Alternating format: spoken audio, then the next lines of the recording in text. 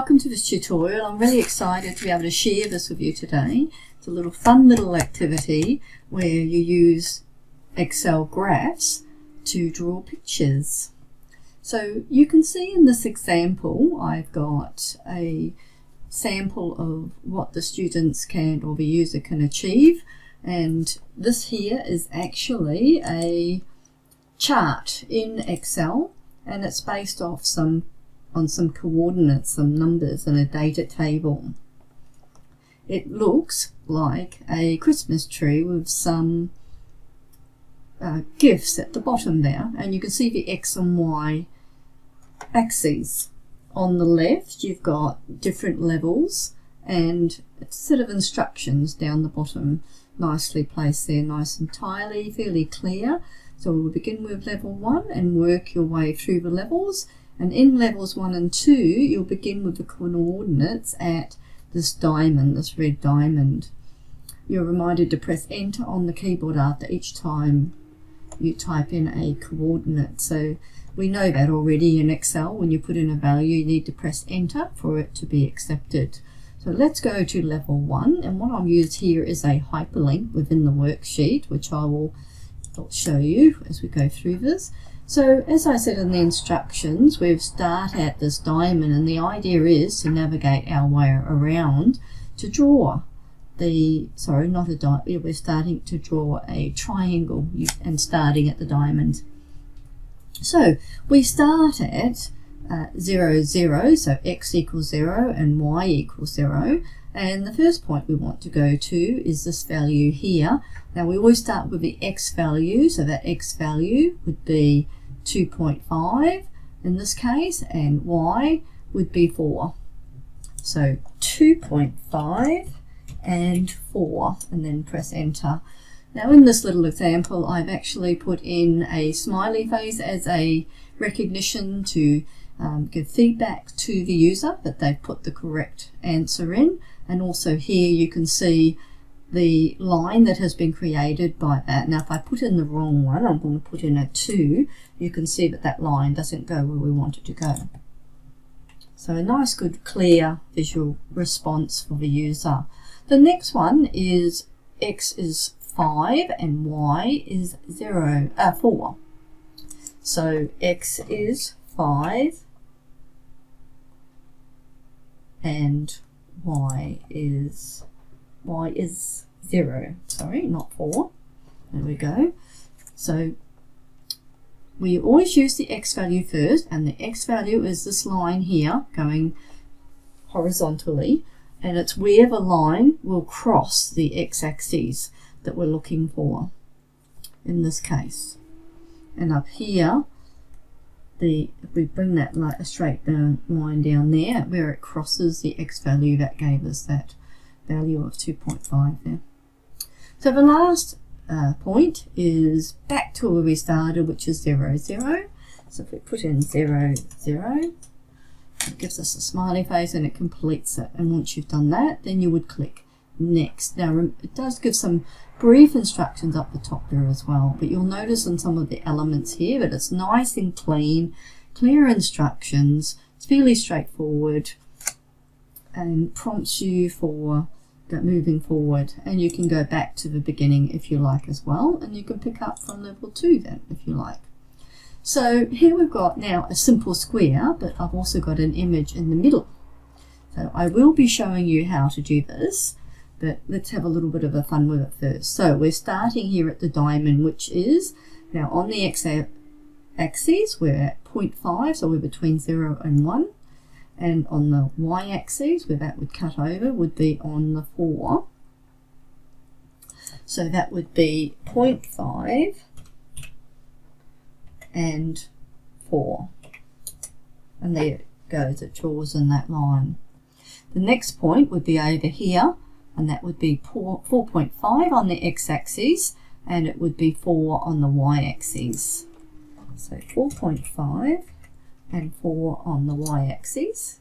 The next point, we've got 4.5 on the x-axis and 0 on the y. And then finally we come back to 0.5 and 0. And we've drawn a square. Now in the middle we can add another coordinate, and that is right in the very centre, which would be 2.5 by 2. And we've got a picture in the middle. Moving along now, we can go to the next level. So it's gradually getting a little bit more complicated. And here you can see I've made it more challenging with a house to draw. So we start at -1. And in this instance, you'll notice I haven't given you a diamond to start with. But there are different parts of the house. So the house is this rectangle in the middle here. So we can start at any point. We could start there, there, there, or there. But we're going to start down the bottom at -1, 0.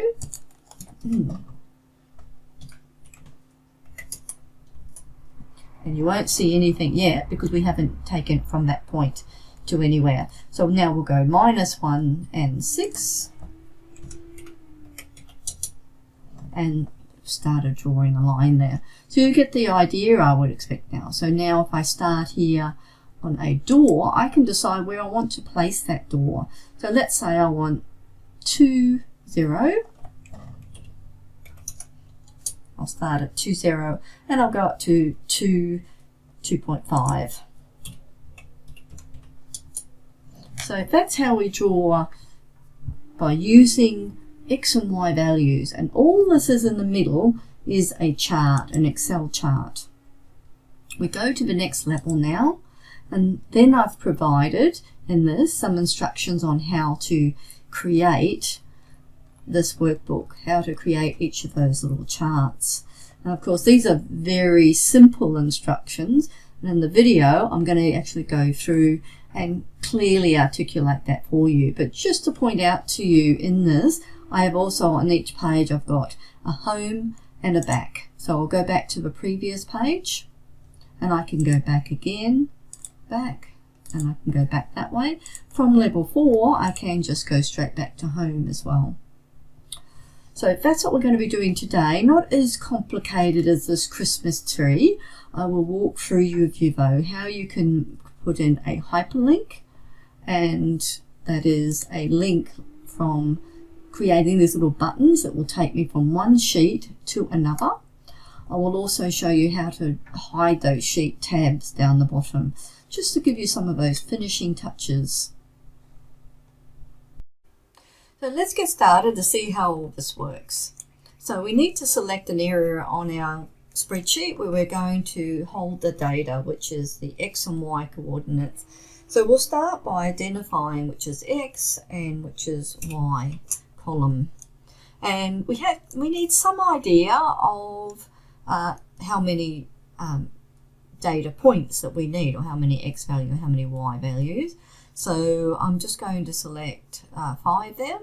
I'm going to do a right click, and what we'll do is we'll put a outline around and then inside to make that quite clear, that area there. So make sure you save this pauses regularly, because it's going to be a bit fiddly, this activity, but a lot of fun, I hope. So now we've got a place to store our X and Y values. We need to create a chart. So we're going to go Insert on our Insert ribbon, and then where it says Charts, we're looking for a scatter chart. A scatter chart, preferably with straight lines and markers, although as you get more confident with this, you may use without markers and you might just do smooth lines. But for now, we'll go with the scattered and straight line and markers. Once you've done that, we haven't linked these X and Y coordinates to the chart yet. We've just said to Excel that we want to create a scatter chart. So what we need to do is a right click on the chart, and then come down and select data.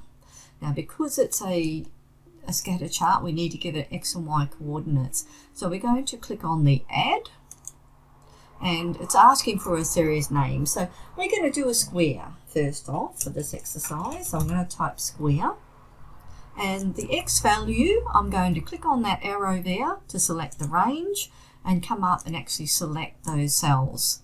So I've got 4 cells there, 4 values, click on that little down arrow now and come back to the Y series values and click on that arrow and come up and select where you're going to put in the Y coordinates and then click OK. Now we've got our data source, so this chart knows that it's linked to those data points. We can go OK, and the next step is to actually edit these X and Y axes values here. At the moment, if I put in a value 0, 0, and then on the next line 1, 3, you'll see that my chart's going all over the place. These axes are changing, and it's no good like that. What we need to do now is to actually tell Excel what values we want for these X and Y axes. So the next thing we need to do is to adjust the axes. So I'm going to start with the X axis. You can see I've just got selected there the X axis, which is the horizontal axis. I'm going to right click on that and we need to format the axis. Coming over here, we need to set the bounds of the axis. So we'll set that as a minimum of 10. Now this will change dependent on the project that you're doing. So as you can see there, what's happening is it's starting at 10 and it's going to 11. So let's change that from minimum 0 and maximum 11 or 10. As I said, this will be something that you'll decide. The major, I want to step up in amounts of 1, units of 1. And the minor will be, I want to be able to go up by half a point as well. So we'll change that to minor to 0.5. Now, in relation to the vertical axis, we'll have it crossed at a value of 0. And that's it for the X axis. The next one is the Y axis. So again, right click, format axis. The minimum is 0 and we'll set a maximum of say 10. The major units will be 1 and the minor units are 0.5. The axis value of the horizontal where they meet will be 0. So now we've got 0 to 11 across the bottom, 11 to 10.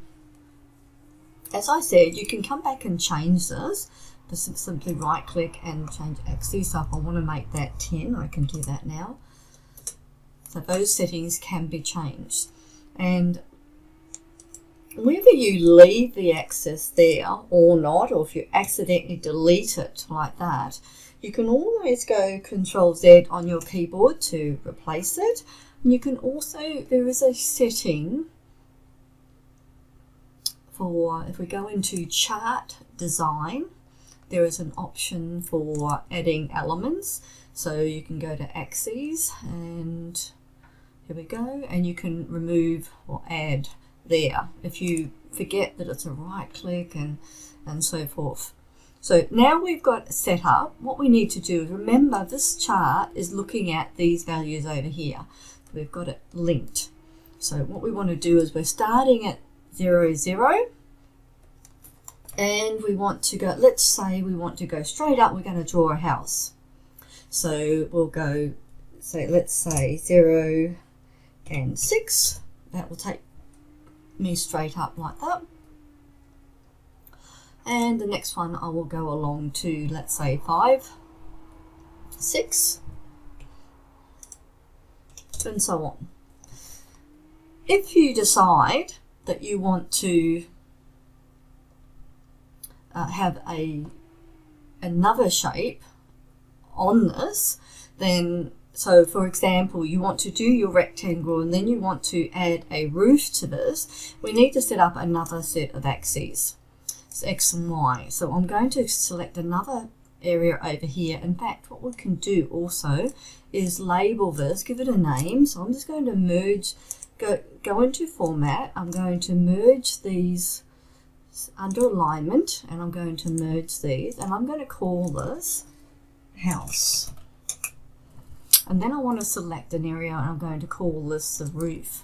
So first of all, I'm going to select the area of the cells. I'm going to go Format Cells. I'm going to put a border around it and within it.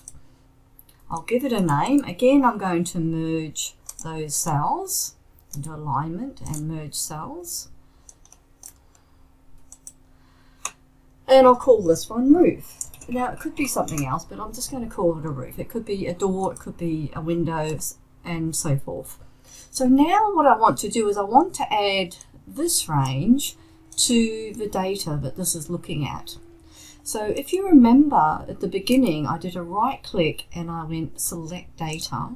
So what we're going to do is we're going to add, and in this case I'm calling it roof, so I will give it a series name called roof, and then I need to select the range. So I'm going to say that these cells here are going to be called the X value, and these cells here, I'm going to mess that up a little bit.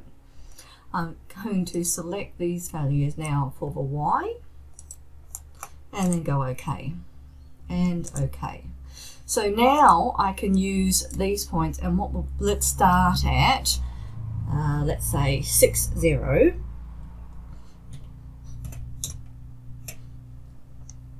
And I'm going to go up to a midpoint, let's say 2.5, 9.